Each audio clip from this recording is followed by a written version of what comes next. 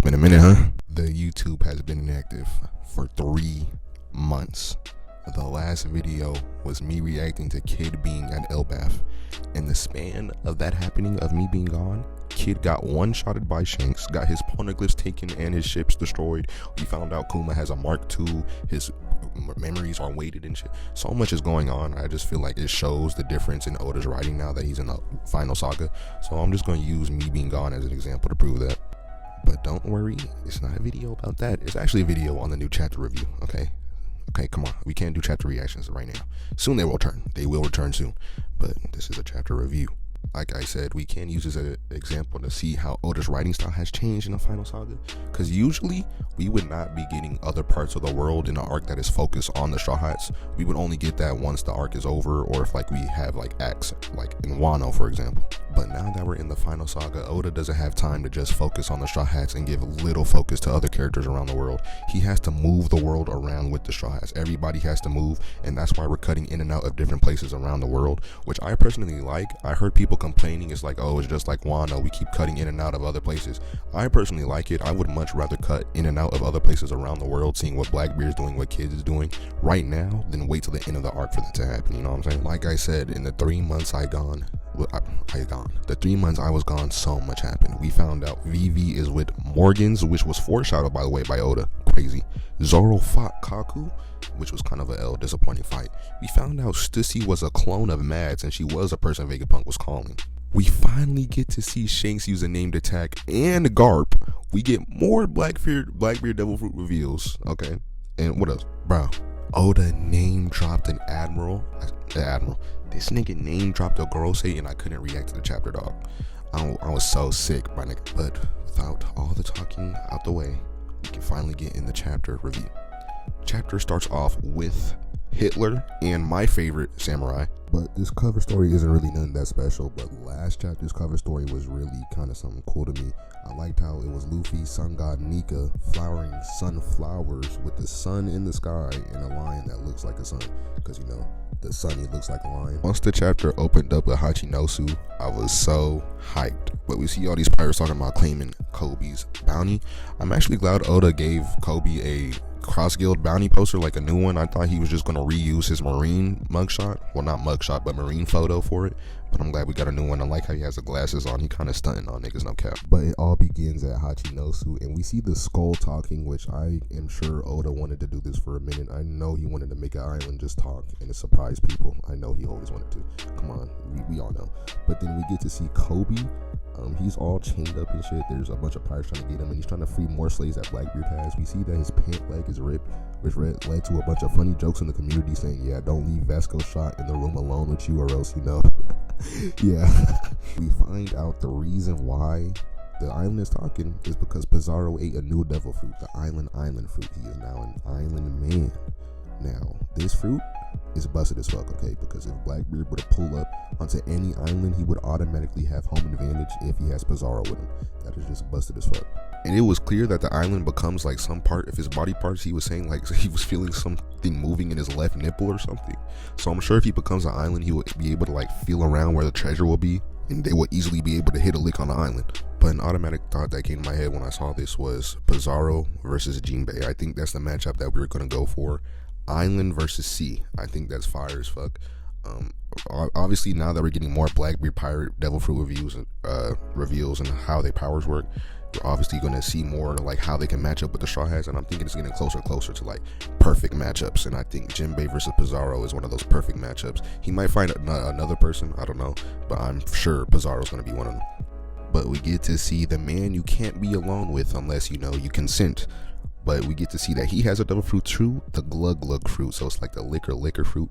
He also got like a random redesign, which I fuck with heavy. I like how he's more of like a clowny character now. He still has his jester hat, but now he has like a star tattoo, and he has more of a clowny outfit. I saw people saying when I posted this on Twitter, like, oh yeah, he just got a random redesign. They're like, no, it's been 2 years. But like when we went to see him in Amazon Willie, when he pulled up with Blackbeard and Katarina Devon, he still had his old pre-times kit design. He literally still had the impel down fit on, my nigga. So you cannot tell me this is 2 years after. No, he just got a random redesign, but I still fuck with it. I am gonna make a Straw Hats versus BlackBeard matchup video soon, so I don't want to get them all out in this video. But I would like to see Nami versus Vasco Shot, because I think Nami would be the only person that can outdrink Vasco Shot, because we saw back in what I think it was Orangetown that she like can outdrink a whole bunch of people. She outdrunk Zoro, my nigga. Zoro. I don't even think Zoro's outdrinking Vasco Shot. So I would definitely like to see Nami versus Vasco Shot, or Zoro versus Vasco Shot, because he is a liquor type person too. He flashed back to Kobe's conversation with BlackBeard. He wants to make Hachinosu, the pirate island, a country under the government, but he will be the king. That is crazy as fuck. I don't know why he thinks the government would just willingly let a pirate island be affiliated with them, but you know, I'm gonna just let that nigga dream on.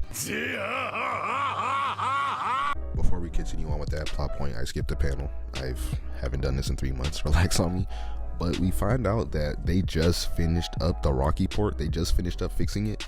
And I'm like, nigga, how long does it take to fix up a port, bro? I looked it up. It takes like, what, 2 years? Bro, that is crazy, first off. Second off, how the fuck, like, what the fuck is the Rocky Port incident, my nigga? How was Kobe on Hachinosu earlier? How was Law on Hachinosu earlier? And what did he plan on Hachinosu to, like, make this shit so crazy? Like, what damage happened to the port for this shit to take 2 years to fix? What the fuck? That's crazy as hell. But BlackBeard's goal in being an island under the government's affiliation, I'm pretty sure he just wants to do this so he can get into the Reverie, and then he can probably get the national treasure on Mary Joie, or just like he probably knows Emu exists. I don't know. He probably has some other plan. I don't know. He's cooking up something to go to Mary Joie. That's all we need to know. So basically, BlackBeard's goal in capturing Kobe was using him as a bargaining chip for the government to be like, okay, I want to be affiliated with y'all. Make this an island under y'all. But Kobe's like, nah, that's not gonna work, bro. I'm sorry, but I'm a part of Sword, my nigga. And then we get Aokiji's reaction, okay?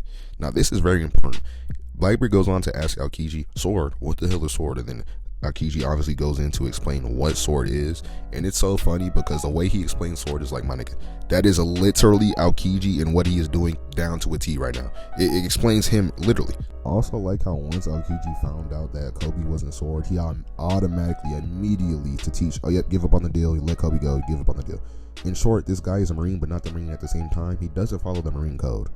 Sword is basically just a bunch of Marines who have already signed their resignation from the Marines. They don't want to be in the Marines no more, just like, you know, Kuzan, Aokiji.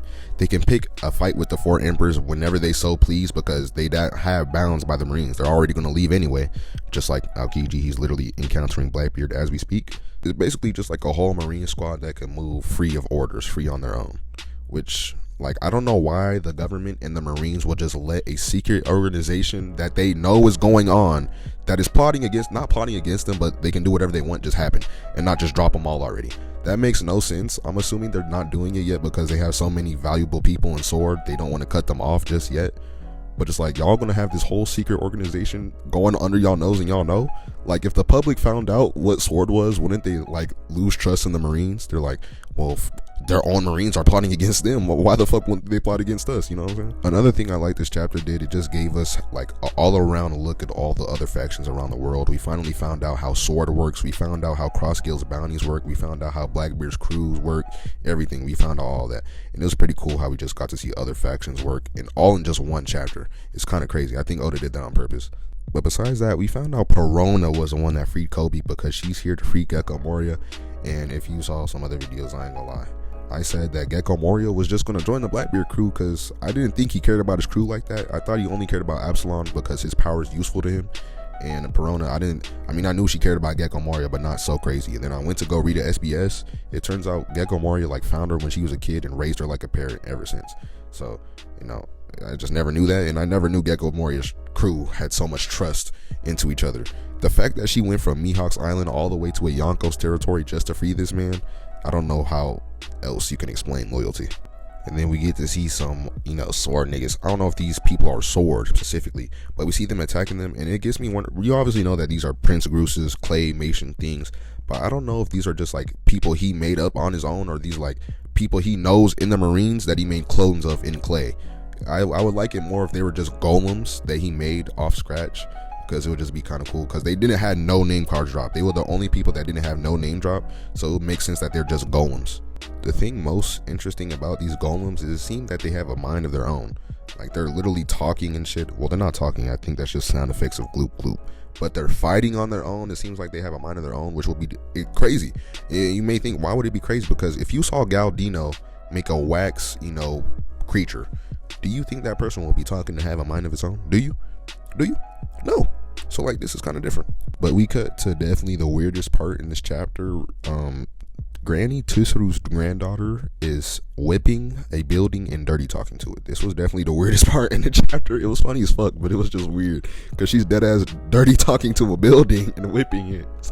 Oda has such a trend with female Marines and being mommy characters. Not even just Marines. There's so many women in One Piece that are mommies. They're domination mommies. They will always be on top. And then after that, we cut to a different part in Hachinosu where a bunch of guns or bullets are turning into flowers, which is a reference to a cover story we got earlier where Vegapunk got an award for figuring out how to turn gunpowder into flowers.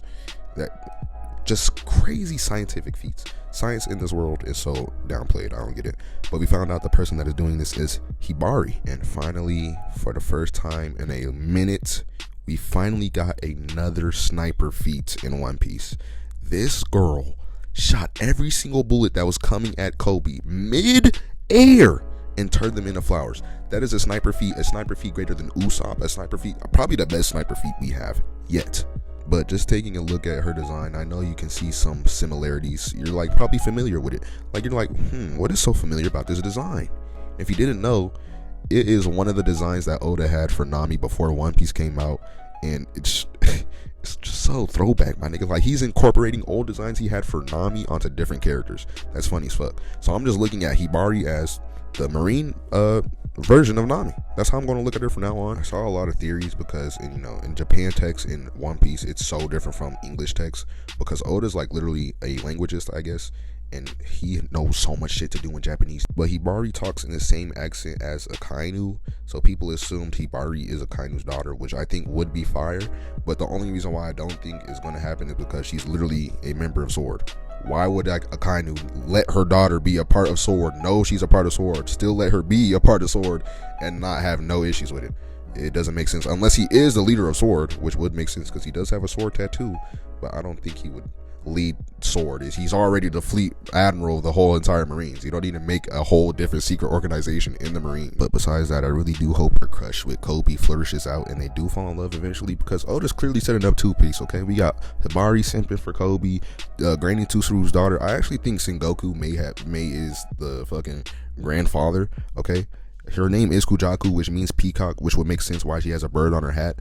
But like, why else would she have a seagull on her hat, just like Sengoku? I think it's clear, you know what I'm saying, connection. I can't talk right now. And then we finally get to cut to personally my favorite Sword member, Groose. You want to know why he's my favorite Sword character? He looks exactly like Rosinante. He is a carbon copy of Corazon. That's the only reason why I like him. Not the only reason. He does have the drip, I ain't gonna lie. That long ass hat, I don't know why, it's just so funny to me and I like it on him.